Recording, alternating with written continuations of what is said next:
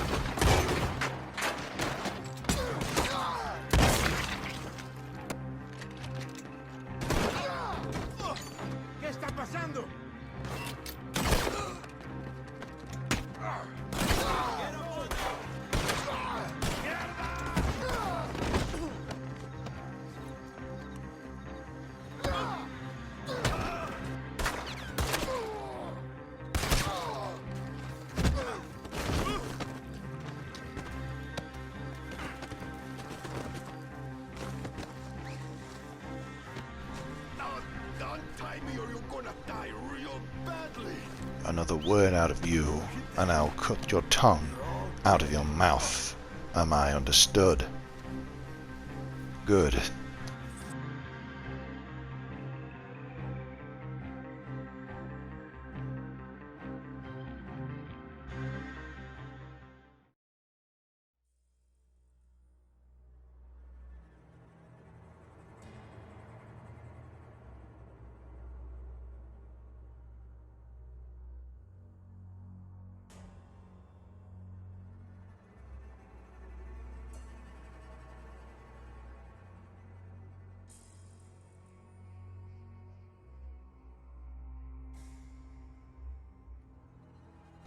Now you may be wondering why I've dragged you all the way out here. The answer is quite simple. You and your men seem to think you can go wherever you want and do whatever you want, to whomever you want. And recently you visited an estate and didn't play nicely with the current occupants. Unfortunately for you, some of them survived and were able to identify you from your wanted posters. And they have paid me a sizable sum to get rid of your men back there and to ensure that you are suitably punished. Now, I gave them the offer of any of the elements to punish you, and they chose fire.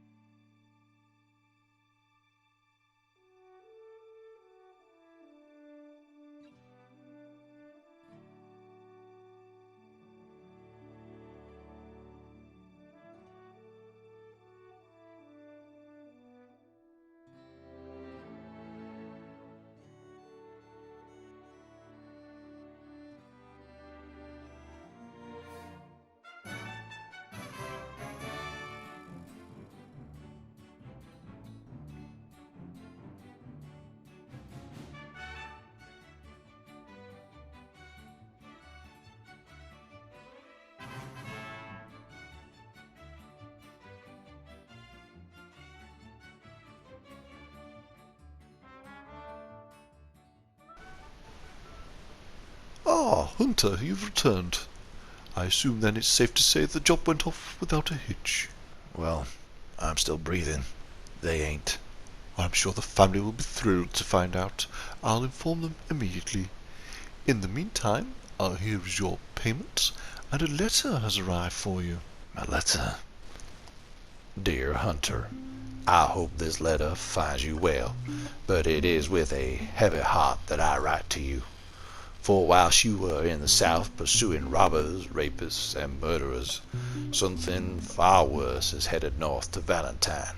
A man, although I hesitate to describe him as such, but a man that the locals have come to call Billy the Butcher, has murdered many of the townsfolk here in Valentine, and worse, has kidnapped your cousin Annabelle, and we fear the worst.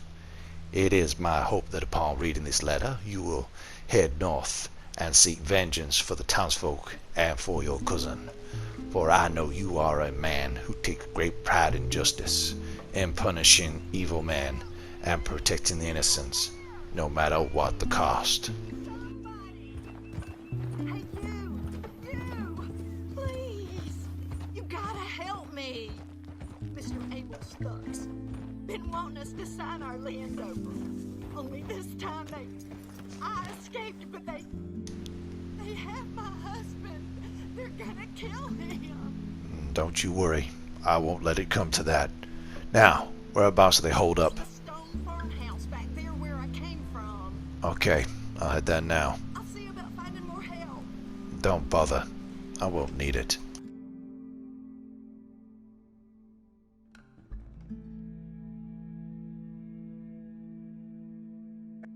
After I'd done you the courtesy of offering a deal. What about the other one?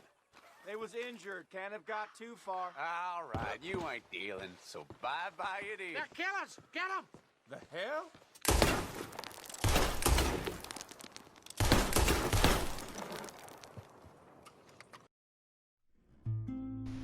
However, when you arrive in Valentine, you will not find me nor my family.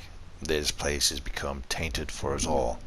Instead, I'm taking what remains of my family southeast to a more civilized part of the country in order to raise them in safety and peace.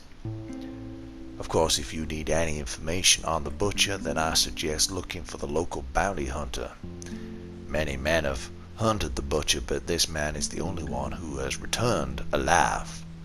He is usually found drunk or drinking around town, but I'm sure he can impart far more information for you than I ever could. I seriously hope you manage to find this butcher and put an end to his evil ways and let Annabelle's soul rest. Yours sincerely, Uncle Morgan.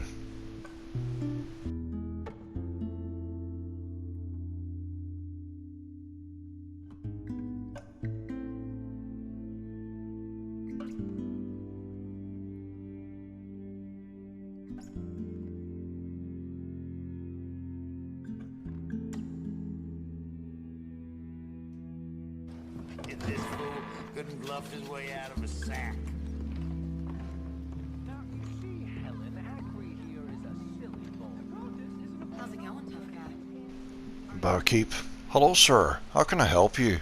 Looking for a man who's had an encounter with the butcher. Ah, well, you see that gentleman over there? The one with the surly disposition and the white beard and the rather nasty scar. I think he's the fellow you'd be looking for. Thank you. Whatever. I can get business anywhere around here. I'm told you can help me. So what can I do for you, cowboy? I'm looking for a man. I ain't nearly drunk enough for that. They call him the Butcher. That's not a man you're looking for. That's a demon from the darkest pit of hell. But I'll tell you what, you buy me a drink, I'll tell you what you want to know.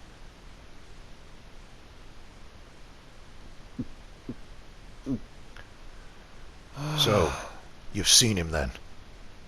I've seen him, only ever from a distance. I'd like to keep it that way. Just tell me everything you know.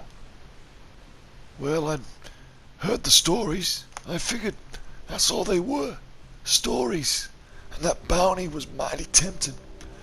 So 4 of us, we headed from Valentine up north into those mountains.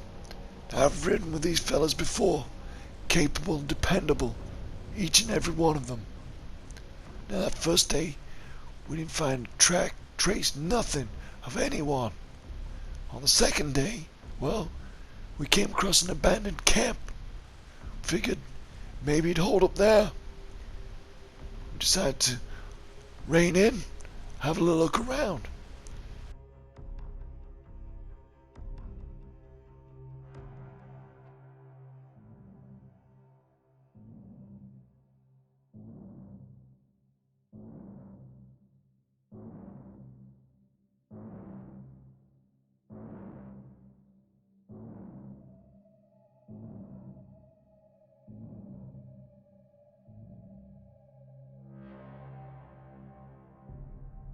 Now the way we figured it, no one been through here in months, minimum. Hell, there was only one building, had a complete roof on it. So we figured, might as well make this place a camp for ourselves. In that kind of terrain, it's nice to have your roof over your head at night. Anyway, we scanned the nearby woods, found nothing, called it a day. Third day, rode out again, found nothing. But the third night, that was different. You see, Jebediah stepped out to relieve himself. 5 minutes went by, then 10, and he still hadn't returned. After 15, we went looking. Now what you have to realize is the snow was down the ground up to my knees. A child could have followed those tracks. And follow them we did, right up to the tree line. And at the end of those tracks, all we found was blood. No body. No signs of a struggle. Hell, not even any more tracks. Now you tell me, what creature on this earth can kill a man without a sound and then drag the body away and leave no trace in the snow? Anyway, me and the boys, we looked around for another couple of hours, but we found no sign of Jebediah or his attacker. Goddamn monster never even left us anything to return home for his mama. Well, eventually we decided to head back, get some rest, start afresh in the morning. I don't think any of us slept that night.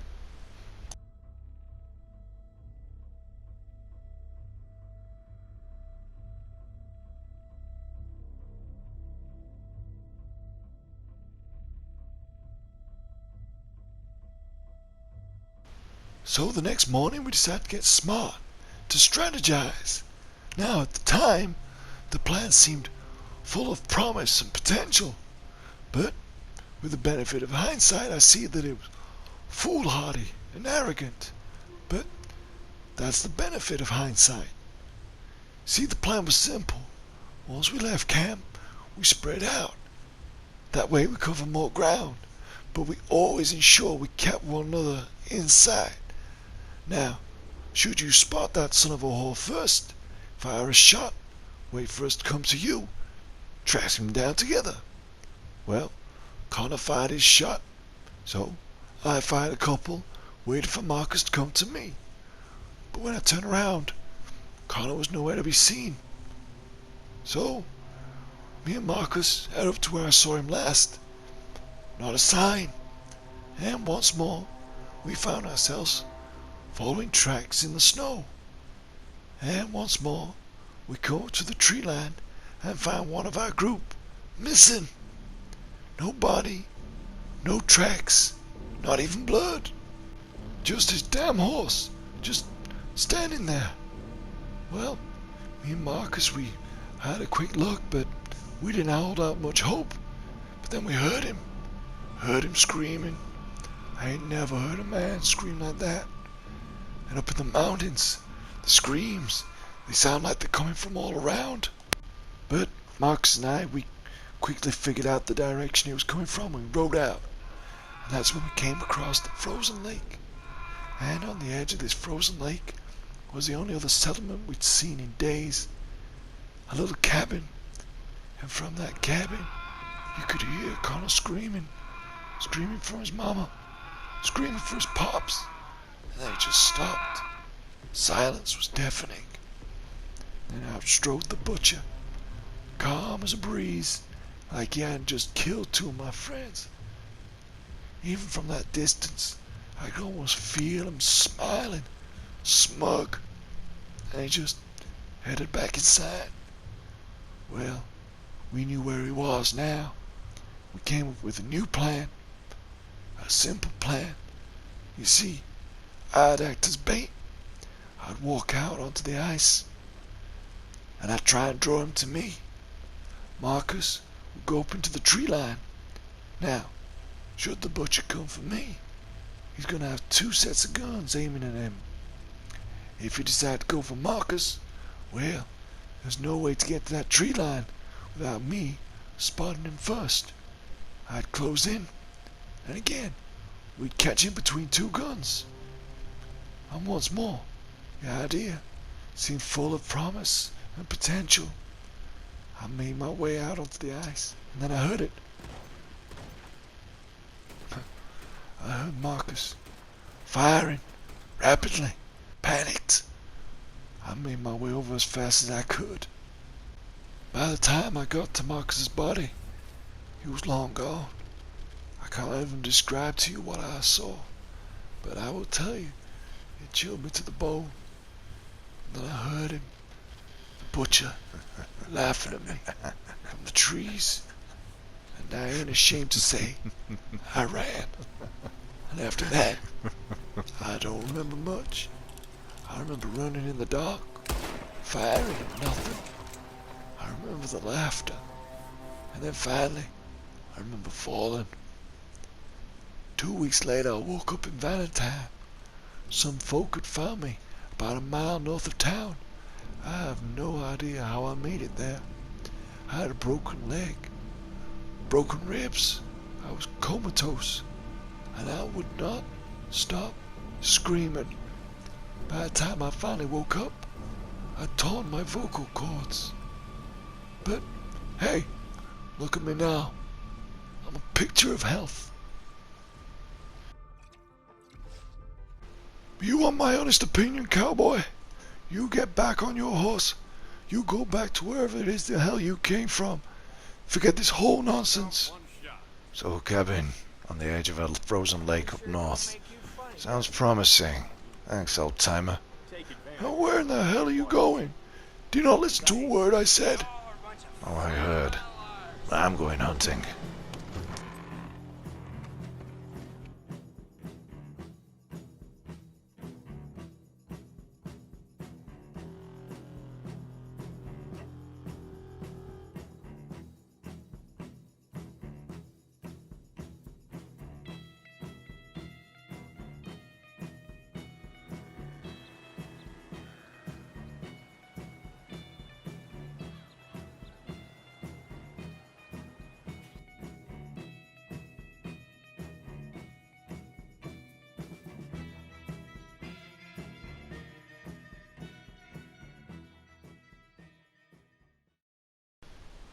What's this?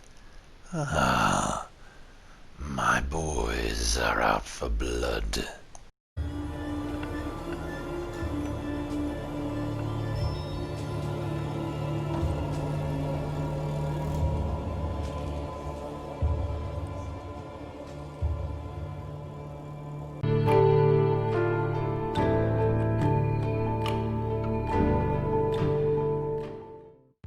Hello everyone, Great Leveler here, and I just want to end the video with a few brief thank yous. First off, thank you everybody who's watched this entire video. I really do appreciate it. I hope you enjoyed it, and if you did, remember to hit that like button down below and comment. Secondly, I want to thank everybody who watched and enjoyed Billy the Butcher, the first in the series, and liked that video and commented on how much you enjoyed it and would like to see further videos like it. If it wasn't for those comments, I would never have made this video, so I do appreciate comments. I do try and take them on board. I know that this wasn't probably my best video, but I'm doing all my recording and editing on the PlayStation 4, and it's pretty much on its way out. The PlayStation 4 has nearly had it, my pads have nearly had it. I was going to do some recording on my phone and transfer them in as like a music file because it would be clearer. Couldn't do that. So you end up with a rather crackly audio in places, and it really, really bugged me. But if you've ever done excessive editing on the PlayStation 4 using the Share Factory, you'll understand why. You've got to do it in one long chunk, and I couldn't just separate it. It was a pain editing it. I hope it hasn't spoiled this experience for you, but I am hoping to have some more upgraded technology coming soon. I'm hoping to get my hands on the PlayStation 5 should there be any in stock and we ever get out of lockdown. So fingers crossed on that. But I hope you guys enjoyed the video despite its shortcomings. The next one will be better. I've learned a lot from doing this one. And lastly, I want to thank Steve, Ryan and Phil for helping out as the unfortunate posse. You might have seen them only in the video for maybe 5 minutes, but that was a good 3-4 hours worth of recording to get all those shots, and it was a lot of fun, a lot of me yelling at them for ruining shots, but in the end I am incredibly grateful to them guys for helping me out on doing these silly little projects. I really do appreciate it, and I just want to say thank you to them. But yeah, if you enjoyed this video, do leave me comments with any suggestions, any feedback you might have down below, and I'll see you all in the next video coming soon, which may be a blooper reel, but we'll see if I've got enough bloopers. It definitely feels like I should have enough, so I'll see you all in the next video, whatever it may be, coming soon.